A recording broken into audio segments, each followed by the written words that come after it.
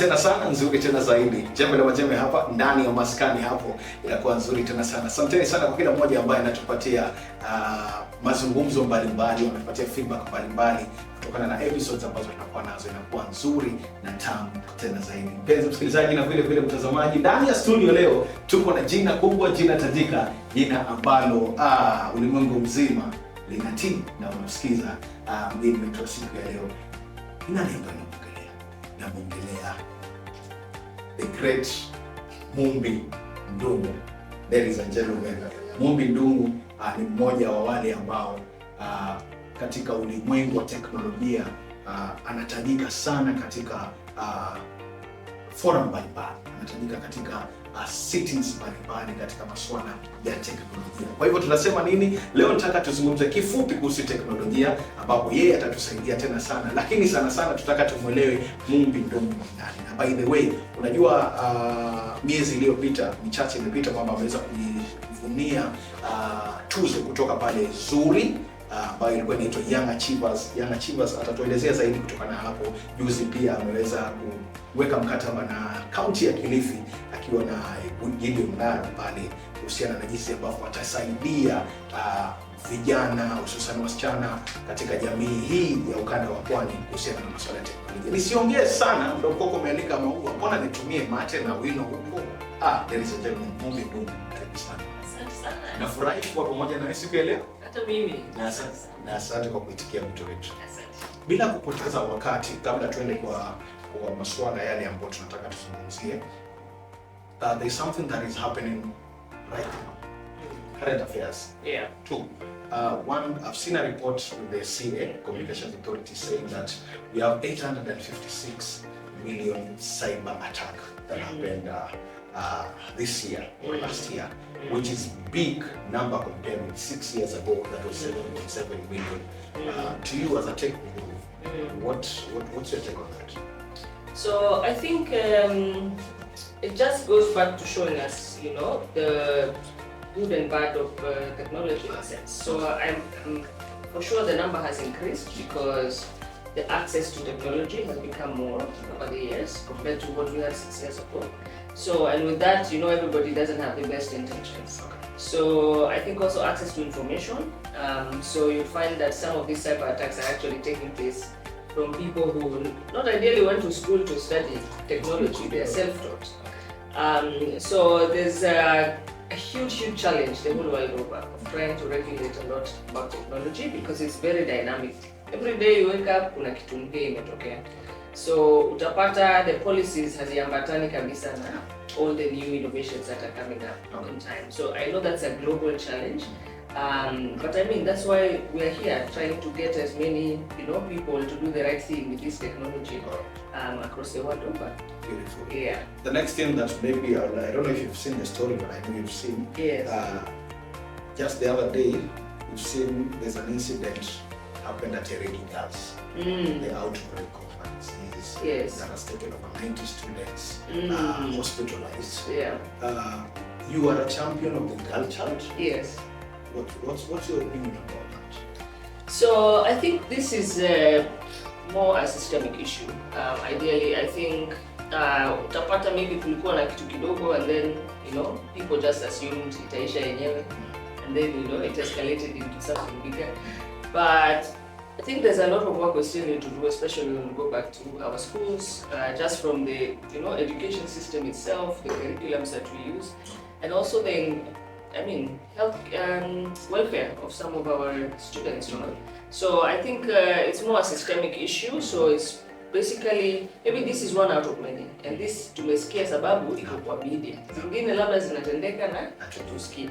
So I think it's just going back, seeing what can be done within the system, and then just effecting it across all the schools. Beautiful. Yeah. Moving on swiftly to the story that I want to know.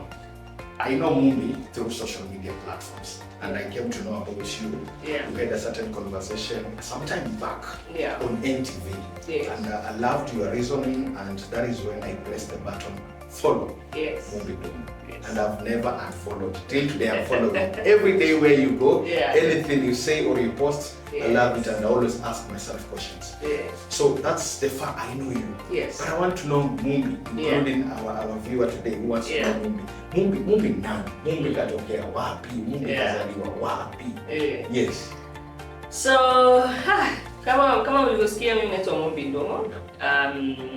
I am a very passionate young person. Born and brought up in Kenya. Coincidentally, nilizaliwa na nikalelewa hapa Diani. Mimi ni mtu wa huko kabisa. Kiswahili yangu ndio ilipotea mahali njiani. Lakini mimi mtoto wa pwani, nimesomea pale Word of Life. So mimi ni mtu mimi hapa kwa Revo Dante. Kabisa. Revo leo tuko na mtu wako leo. Mimi ni mtu wa huko kabisa. And I think that's one of the reasons why it felt very personal for me to bring this program back home. Yes, to see how we can empower more young women, more young people to go out there. So yes, so I grew up there. I come from a family of 2 children. I have an elder sister who also lives in Diani at the moment. Wow. Yes, and my parents, of course, my mother, who is one of my greatest motivators and champions. But yeah, besides that, tangu tu nikuwe mtoto nimekuwa tu mtu mjuaji, like nimependa kujua sana. So I think this, what you're seeing now, is an outcome of that. Okay. And I had very supportive people around me, wale hawatazima. Unataka kujua vitu, wanakubali uendelee kujua. So nilimaliza, nikaenda shule, kisha nika-join Daystar University, nikafanya communication. So I had a very strong passion for media. And ideally it came from, you know, helping the underserved, which is basically what you guys are doing. Yes. Kwa sababu nilikuwa nimechoka sana kusikia, unajua hizi story kuhusu Afrika na nini, watu wanaona tu huko ni shida. Na kumbe kuna mazuri ambayo hawako wanaonyesha. So I did communications. In my second year I got an opportunity to go and work at a PR firm, one of the largest at the time. So I was able to now go into the corporate space. Nikaenda nikaelewa vile haya mambo yanafanyika. And then by the time I was going back to school, I realized that I also had a keen interest for like journalism. Okay. So nikaanza kusomea sasa journalism, kisha nikamaliza, nika-join Citizen Royal Media Services for a bit. Pale tulikuwa tunafanya Gospel Sundays, so I used to do some production, some digital media support and all of that. And then after that, I met one of my mentors at the time. She used to be a very big broadcaster. Hapa Kenya alikuwa anaitwa Julie Mishuru, brother anaitwa Julie Mishuru. And then she held my hand for most of my journey. So that's how I got into the development, social enterprise space.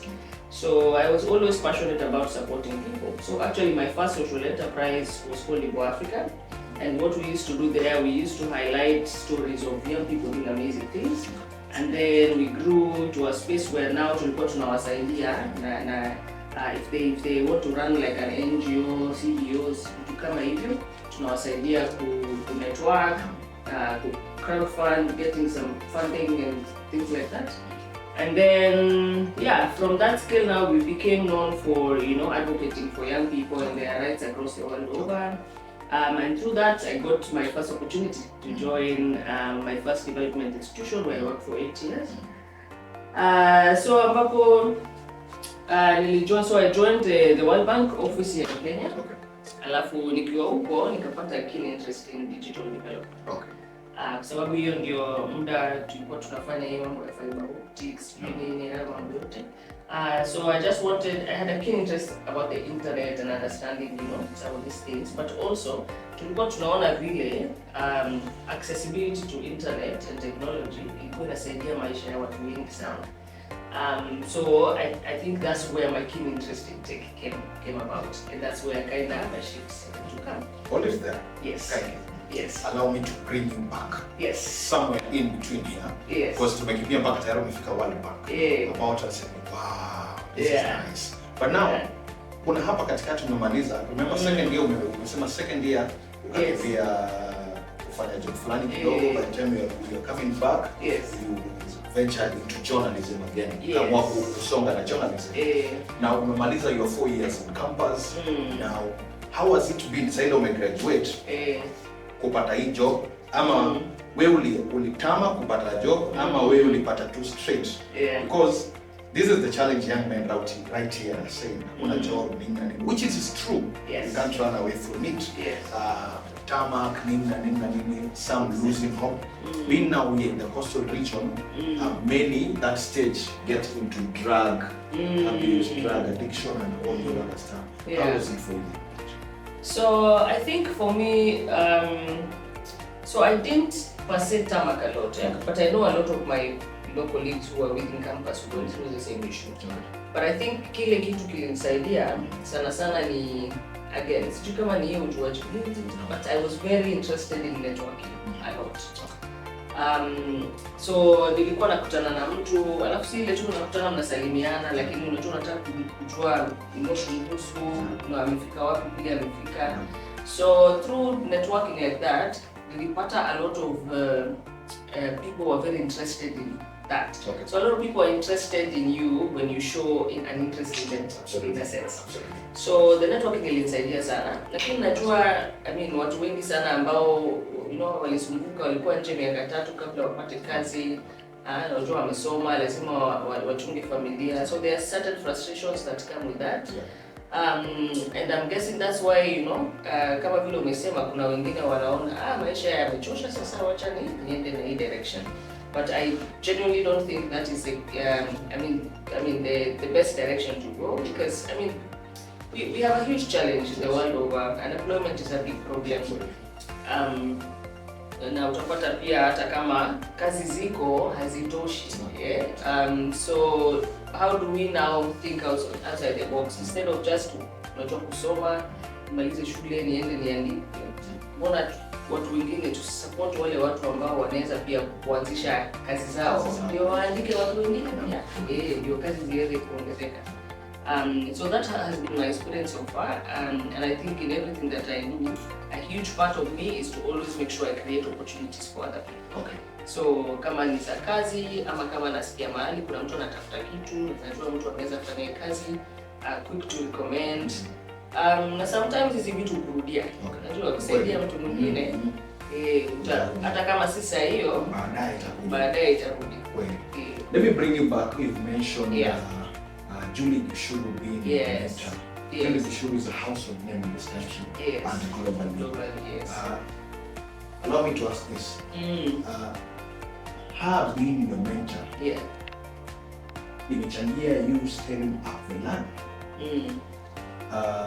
How was it when you approached her that, hey Julie, I'd like you to be my mentor? I would like. The other day when I approached you with my director here, you were like, hey, are you sure? Is she approachable? And we found the opposite.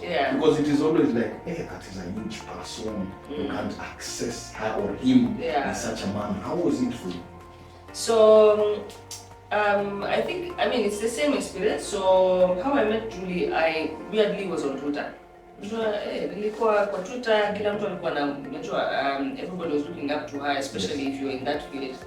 So, I was just on Twitter, so I just wrote a tweet and said, I think I've always admired what you do, I'd like to connect with you, perhaps. So nikiwa shule, kwa Dar es Salaam nilikuwa na run like a class where like sessions where you invite like prominent journalists wakuje waongeleshe wanafunzi waongee video kuko.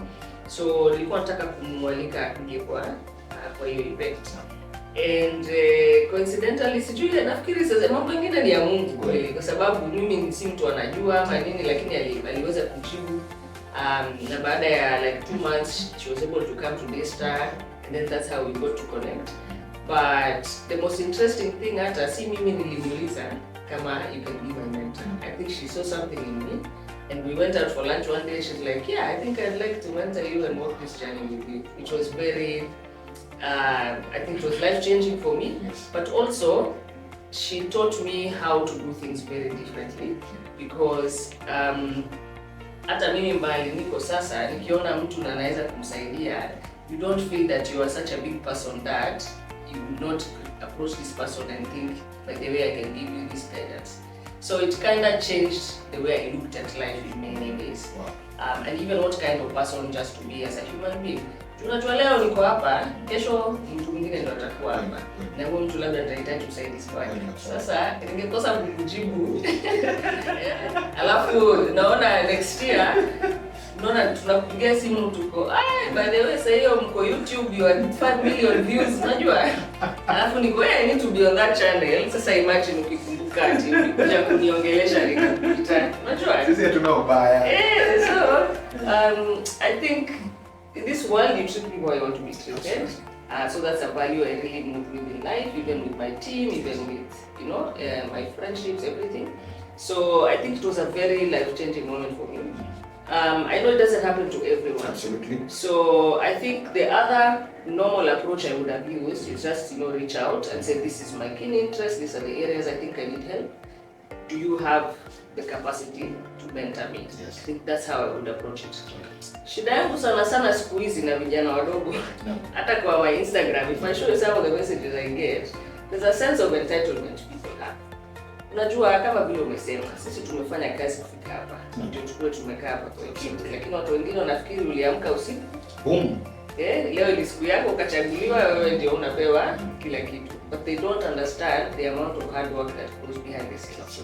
So there's a sense of entitlement I see with a lot of young people now, where like utapata tu Instagram wameandika, can you give me a job? Can you do? Unajua hata hakuna hiyo katasi ya kidogo tu ile ya it's like I finished school, can you give me an internship? I'm like, I don't even know who you are. I don't know why would I respond to something like that? At least come with some courtesy, and then we see if something can be done. So I think that's the one area I've seen a lot of young people struggling with, and I think it's a matter of soft skills, maybe. Shule labda tunaweza kuangalia curriculum tena tuone kama soft skills we can make it a bit stronger. Did you feel entitled? Yeah. With Julie? So that's the thing. I did not feel. For me, it was a very humbling moment. I think. And she's not going to be my only mentor. Like all of my mentors, hata kama I feel like I'm in a position in life where I think niko sawa, it always comes from a point of humility. Yes. So always stay teachable. Like hata kama siwe ni sijui ama nini, the one thing you can't afford to lose in life is being teachable. So you always have room to learn. Masomo haishangi, kujua vitu haishangi kimaisha. So just being open to learn new things will always, work best for you. Beautiful. Yeah. Quickly, here we are at World Bank. Umefika World Bank, nini unapiga job, nini na nini. I'm trying to think. Mimi ndio nimetoka shule straight pa. The biggest station that is RMS. RMS hapo kidogo shwa. World Bank. Sija hustle kwa mwindi. Sijaenda industrial area. Basi sigot ni mso. Anyway, tuko hapa World Bank. World Bank, so you gain an interest in digital. That's what you're saying. Yes. How was that? So I think for me that was a very transformative space for me, because kwanza I think I was among the youngest people in the organization in Africa. So tulikuwa na work external affairs. So we support programs zote zina happen, so you get to interact with all the things that are happening within the bank. Attending some of the key meetings with government and private sector and things like that. So I think for me it was because most of the people I worked with ni watu wako na a lot of experience miaka mingi. So I feel like there's a way they already think wako na structure. Sasa mimi nilikuja na an open mind, so ready to absorb a lot of things. And I think that journey has really helped me a lot, even with what I'm doing currently, because I got to learn and to meet so many people, and also just to understand how the world works. Because unajua, that's literally like one of the highest, ideally spaces you can go into, and then see how it helps the rest of the world in a sense. Ama in Kenya, how it helps. So I think, but also I think it gave me a huge eye-opening to the fact that saa zingine kufanyia kila kitu hapa juu is not the solution, especially kama watu until now. So you might have the best intentions as an institution, but in terms of accountability and implementation, it's not the same because unafanya kazi na watu tofauti. And I think for me that's when I made the realization that I enjoy more being here, implementing and seeing the impact real time than just sitting up here. So with that experience, over the period of years, I was there for quite a number of years, almost 7-8 years, until 2021, when I actually realized that the problem tumekuwa tukitry to solve, especially around digital development, kuna another challenge that is coming towards us. Yes. And that challenge is the lack of quality human capital in technology. Yes. And ideally that's how Powerland came into the being. So because just even from my own experiences, kuna time nilikuwa najaribu kutengeneza a website for my company, it became such a mess. Okay. Because you're dealing with someone who doesn't have soft skills, you're dealing with someone who, they're not buying into whatever they're building. They're just doing the thing so they can move on. And then, today, like technology, like people work in tech are like the new doctors. Absolutely. Because like they are very hot cake, eh? Yes. So, unajua tunakaa chini tuko Africa tuko watu wengi sana. By 2030 we will be over probably 1 billion or more, 2 billion young people. Sasa all this mass population, imagine if all these people are not educated, they're not trained. Sasa tutakuwa tu na watu wengi lakini hakuna kitu inafanyika, hatusongi mbele. And the resources we currently have, or in terms of development, they won't be enough. So how do we start working on that now, so that in 20 years, to may sort the issue? Because that's what everyone does. That's what India did. Yes. That's what America did. That's why they are where they are today. Tell us something. Yeah. We are coming on that. Yeah. Tell us something about the short clip about there's a CNN. Yes. There's a CNN context or contests you are up to. Yes. Tell us something about it. I saw you did a video on that. Yes. Did you qualify?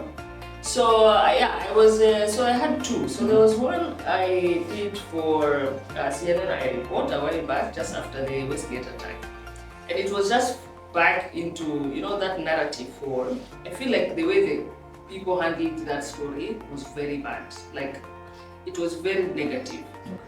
Because they were portraying us in a sense that we don't have hope again. Ni kama sasa maisha yetu imeisha na kila kitu, but they were not looking at this other side the way Kenyans united. There are some civilians who went in there to go and fight those people. Yes. There, people came with food. Walikuwa wanapelekea askari chakula hapo wakichunga. I'm like, why is no one telling this story? So I did a story to counterattack this other one. Yeah, and as an editor saw it and picked it, and it became like an editor speak on the website for a long time. So my phone was just blowing up the whole time. And then there was another application I was doing. So unfortunately I didn't make it. But I think it was more about, also I checked later, they needed someone with more wealth of experience because it was a very global position, which is not a bad thing because I feel like hizo vitu ndogo ndogo unajaribu ndio later on, they come to pass in one or another. And in life you don't get everything, and I don't look at it in a bad way. Sometimes I think what I think I know, rejection sometimes is redirection. Absolutely. I mean, I've had very many key rejections in my life, in my career life. But if I look at them now, I'm like, this was actually redirection. So if I went to this path, singekuwa hapa niko sahi. So just looking at it that way. Wow. Yeah.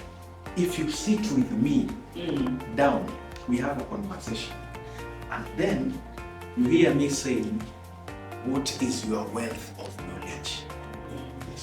No, I've borrowed it from Mumbi Ndung'u. Okay? Wealth. So usikuja hapa kama Papsie anakwambia, what is your thinking? No, don't say what is your thinking. What is the wealth of your knowledge? Sawa.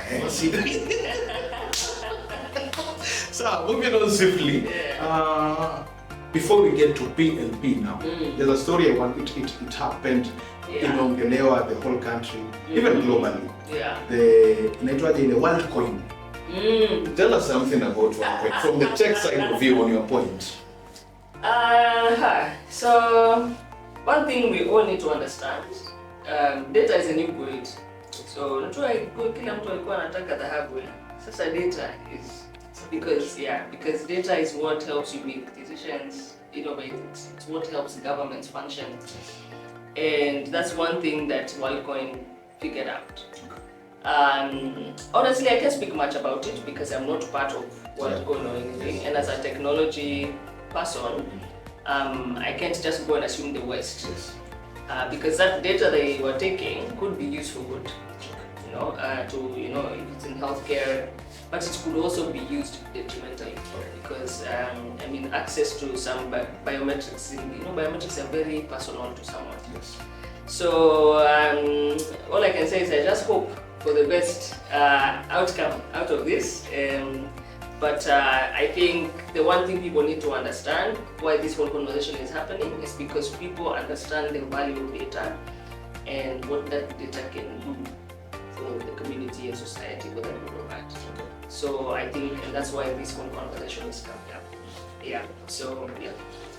In PLP, in terms of tech, yes. I've seen you've really championed more yes. for the real child yes. in tech. Mm. Why is it so? So for one, since we were kids in college, in primary school, tunaambiwangwa kuna subject ni za vijana, za wasichana, au za wavulana na za wasichana. STEM is one key area, science, maths, technology fits right under those. And I think for me, I don't believe that's the case.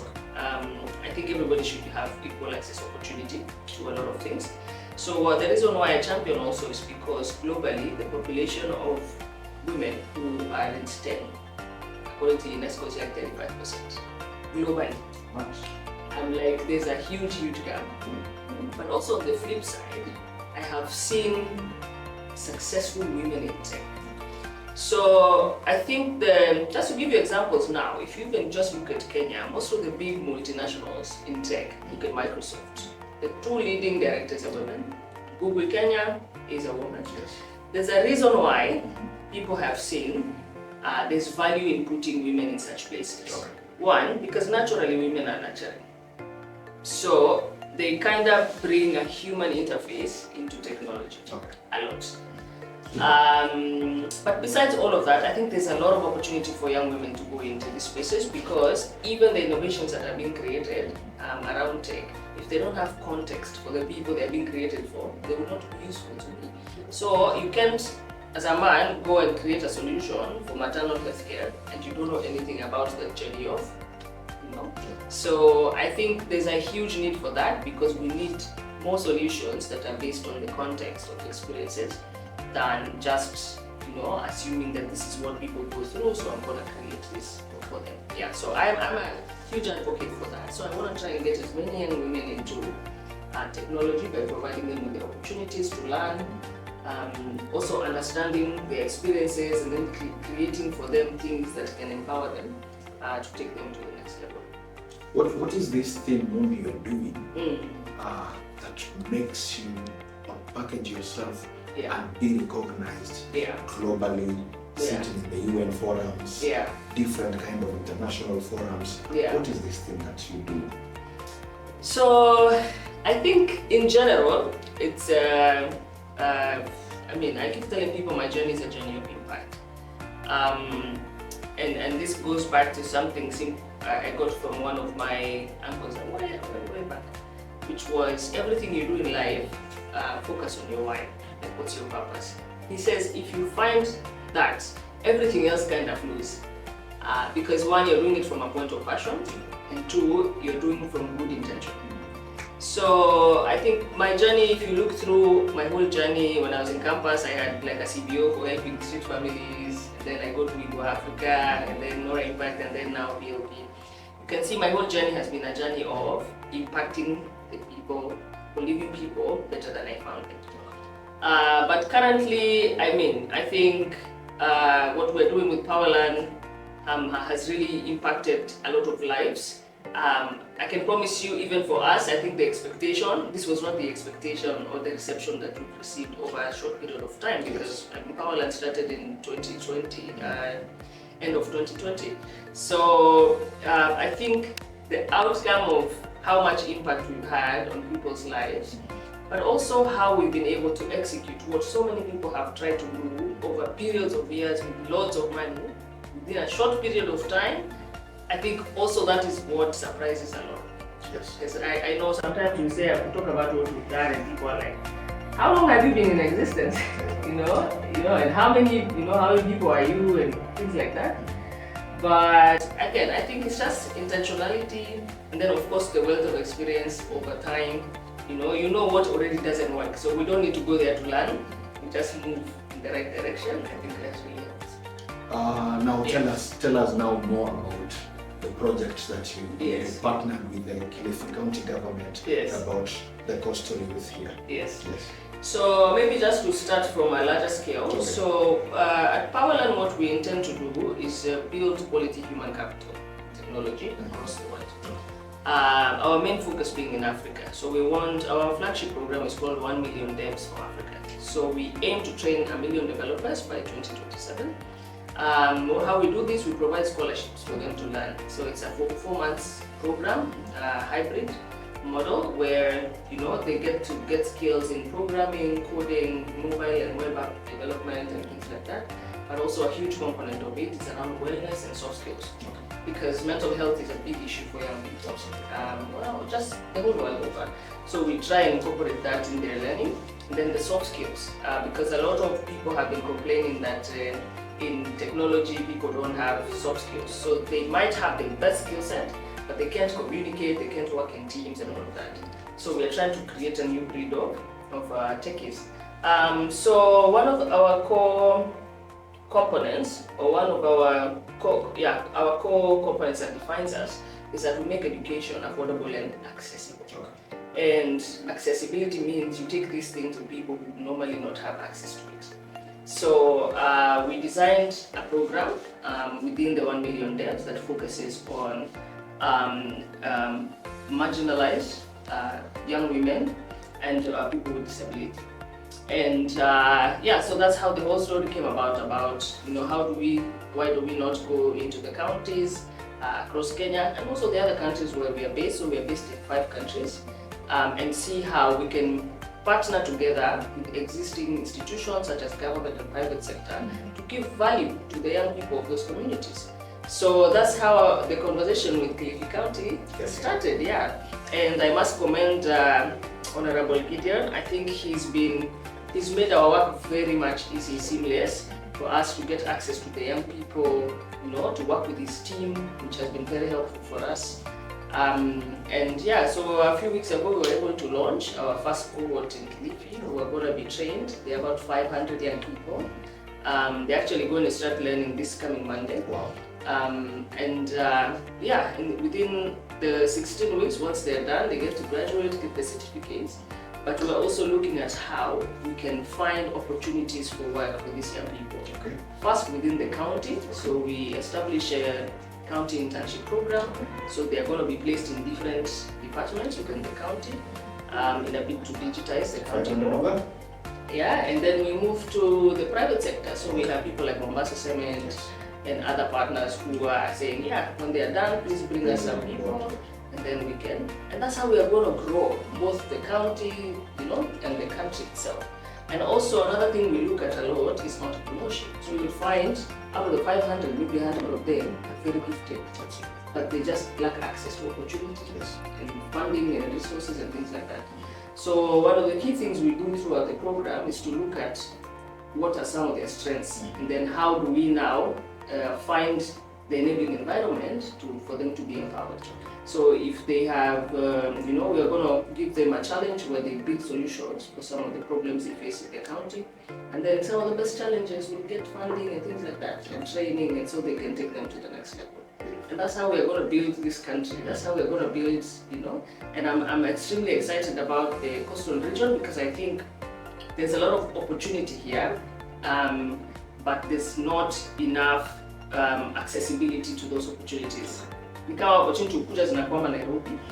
So sasa hata entertainment industry, every sector in a level. Every sector in a level. But sasa I think sometimes it's just up to, watu wa Mombasa waseme sasa it's our time. Let's go and find these opportunities, bring them home and see how we can empower ourselves with these opportunities and create our own sense of economy here. Watu wa Mombasa sasa, I'm going to grab Mumbi. Hivi nitakuwa namsumbua. Hizo opportunity ananipatia na mimi nawasukumia. I'll be your brand ambassador. But sitachomoa kitu ikae kwa mfuko wangu. Itakuwa ni yenyu. Sawa sawa. Sitacheza kizakayo. So someone, let me ask this question, yes, as we're almost going now. Yes. For someone who is asking, okay, I'll ask the question I was asked because we were talking about, yes, once I saw you guys with the partnership with Kilifi County. We're having a discussion with some few friends of mine. Yeah. So this a question came up. Why Kilifi, not Mombasa? I asked him why. Yeah. He told me, listen, Mombasa is the capital of the coastal region. Yes. Mombasa has got all the amenities, the fiber things, all the other stuff. Yes. And you've mentioned a point here, the marginalized. Yes. Right? Yes. So I'm thinking this question, you've gone to Kilifi, you've said you're doing hybrid learning. Yes. Now, there's a kid or there's a young person coming from Owino. Owino is deep interior in Kilifi County. So this kid, are you bringing them to one center or are you giving them a tool that they're going to study at home? So there's different ways we've modeled that. So together with the county, one of the things that Honorable Gideon is doing is establishing innovation centers in all the wards within his county. So we thought that was an easier fit for us because even if we are supposed to bring resources and they are going to be stationed in one specific at one point, it's going to be easier even for the people there. We're also in talks with Safaricom, who are very open to supporting us with internet access within those spaces. So getting the Wi-Fi modems, just placing them in the right spaces where these people can learn. But just to go back to your question about why not Mombasa and then Kilifi, I think it's also approachability of partnership, So if I reach out to you and you're more vested in, reciprocating the nature of the relationship, then you're the first person I would go with. Not to say that Mombasa has not been receptive, it was just not as fast as Kilifi was. We're still in talks, that's one of the reasons I'm here. We're still in talks with Mombasa County. I know the governor is very interested in the executing of this program. So it's just seeing how now we implement. And our goal is actually to do it across all the 47 counties, to be honest. Because, we're in talks with Narok and Isiolo and all of these things. Because we've seen there's a huge interest, but there needs someone who's going to do the work to take the opportunities there. We can't all sit and just wait for people to come and bring them. To come to Nairobi to get the opportunities. And then we'll see how we can adapt the same model across the other countries we're in, Tanzania, Zambia, South Africa, and Nigeria as well. Yeah. Where do you see PLP in the near future? So, wow. So I think there's, we have big visions for Powerland project, but I think the one mark that we want to create is to make sure we've empowered so many young people who also come back to give to their communities across Africa. So I think where I see, the organization, of course, we have big visions to empower more than just 1 million people, to create more offshoots of entrepreneurship, to create one of the largest job creation opportunities for platforms for young people as well. But I think for me, the biggest impact I want to see is, I went through your program. I did not have any other option, but this program allowed me to get this job. In turn, allows me to support my family and my siblings to go to school. I want to see that ripple effect, and I want to see it across the whole continent of Africa. I think for me, that's how I envision the impact of Powerland. Beautiful. Technology is changing each and every night. Each and every day. Yes. AI is here. Yeah. People are afraid of AI. AI is taking jobs. Yes. What do you tell these people, the professions? Here's how I'm going to put it. Based on our career, communications, media, journalism. People are being told that now you guys can rest. All this other stuff. I'm sure you know the stories, but all is because of technology. What's your take on that? So I think one, people are afraid of AI because people are usually afraid of things they don't know. People are afraid of change.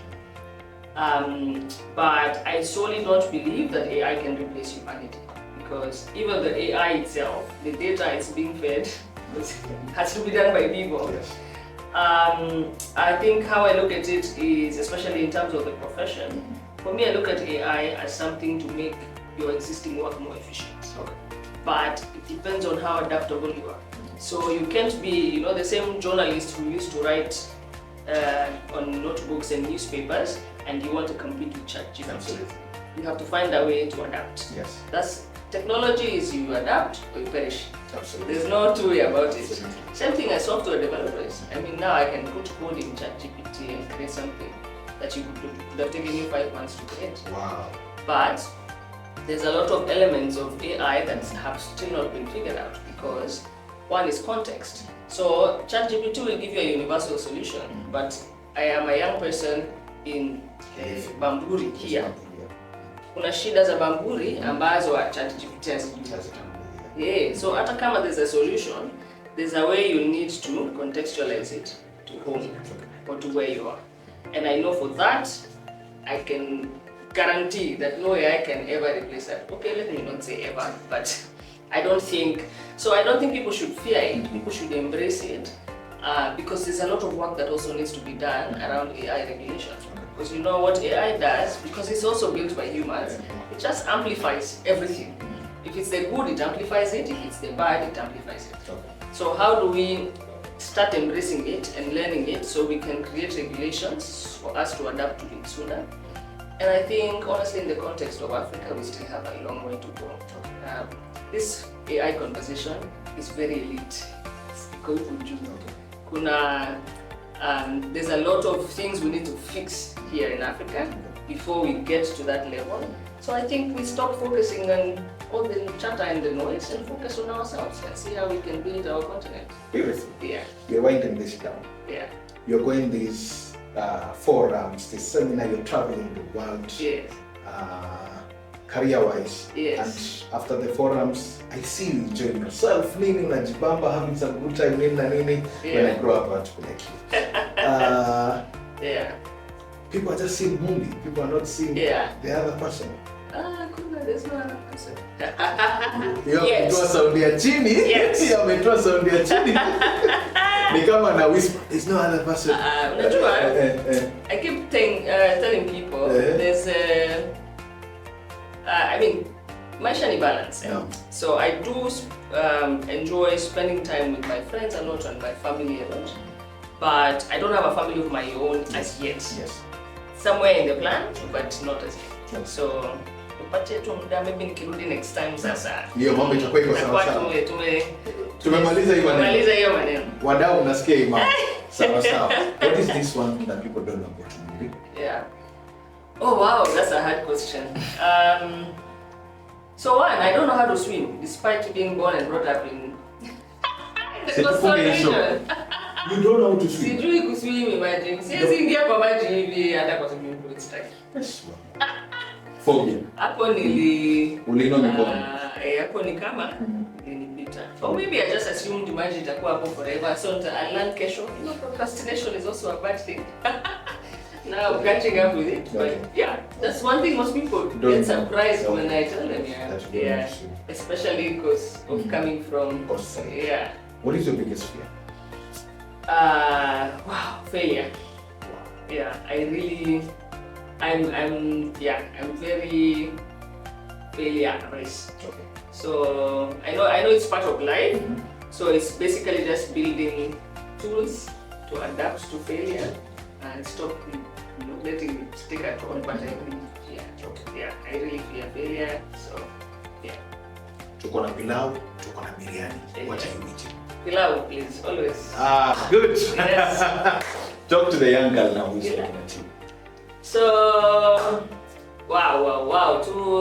First of all, I want to just say, you as a young girl out there, anything is possible. I tell people, even the word impossible has possible in it. So, don't limit yourself in terms of how you dream. Don't limit yourself in what you can do. But always remember one thing: always be kind to people. Always. That's the standard procedure. No matter how ambitious you are, no matter how educated you are, no matter how big you become, always remember to stay kind to people, because life is a ladder. Today you are here, tomorrow you're there, but you'll always need support of people to take you to the next level. Enough said, ladies and gentlemen, ndio tumefika kikomo ama kilele cha episode yetu 9, Mumbi Ndung'u, the tech guru herself. Umeona tumezungumzia masuala mbalimbali ya teknolojia. Ilikuwa tamu tena sana. Asanteni sana kwa kila mmoja ambaye ameweza kutegea, wale wote ambao na drop comments. Kumbuka kwamba keep on subscribing, keep on sharing, and a very very big thank you to Madam Mumbi Ndung'u for accepting our call for today. Asante sana. We are really humbled. Please take our news to different kind of people globally. Yes. We would like also to go globally with you. A very big thank you to Kishushe Studios by there. Thank you for hosting us today. As always, Kishushe Studios are located in Bamburi, just behind Masters. On the wanapatikana for beautiful pictures and also beautiful wedding photographies and videos during the Kishushe Pictures. Follow them at Kishushe Pictures on all social platforms. At Mumbi Ndung'u on Facebook, Twitter, and Instagram. Yes. Absolutely. So follow up, and at Tonny Omuga on Facebook, Twitter, Instagram, at Maskani Hapo on Instagram, and also at Papsie the DJ on Instagram. Papsie Francis on Facebook, pale, and also on Twitter. Thank you so much. Have a blast. Inakuwa tamu tena sana. Tuende kazi.